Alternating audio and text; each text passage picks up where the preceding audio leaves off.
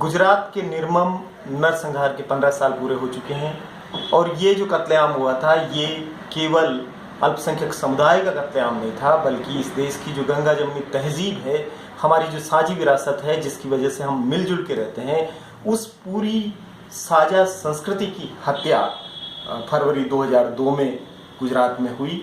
गुजरात नरसंहार के जो आरोपी थे वो लोग आज सत्ता के शीर्ष पर बैठे हुए हैं।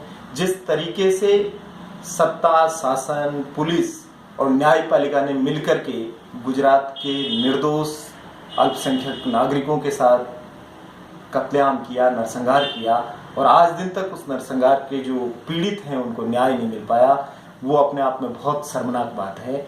और इसकी वजह से जो भारत के नागरिक हैं, उन नागरिकों का, उन अल्पसंख्यकों का, उन वंचितों का, उन पीड़ितों का जो लोकतंत्र पे भरोसा है वो कहीं कहीं कमज़ोर होता नजर आया है।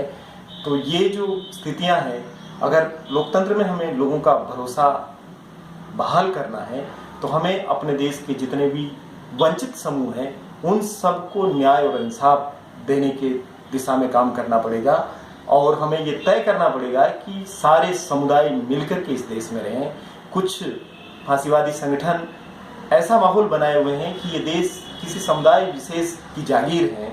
मैं उनको कहना चाहता हूँ कि भारत केवल हिंदुओं की बपौती नहीं है, इस देश को सबके खून पसीने में बनाया है, वो चाहे हिंदू हो, चाहे ईसाई हो, चाहे दलित हो, चाहे आदिवासी हो, चाहे बौद्ध हो, चाहे जैन हो, फारसी हो, सब लोगों की मेहनत से ये देश मिलकर के बना है। इस देश में सबका हिस्सा है, बराबर का हिस्सा है। कोई एक समुदाय ये न माने कि देश पर केवल उन्हीं का मालिकाना कब्जा है और बाकी के लोग जो हैं वो दोयम दर्जे के लोग हैं।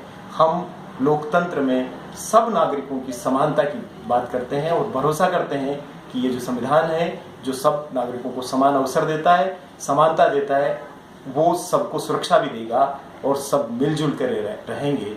क्योंकि इस देश को अगर एक रखना है तो हम सब लोगों को मिलजुल करके रहना पड़ेगा। मिलजुल करके रहने में ही हम सब की भलाई है। हमें पुनः देश की गंगा जमुना जो संस्कृति है उसको लाना है, साझी संस्कृति, साझी विरासत को पुनः स्थापित करना है।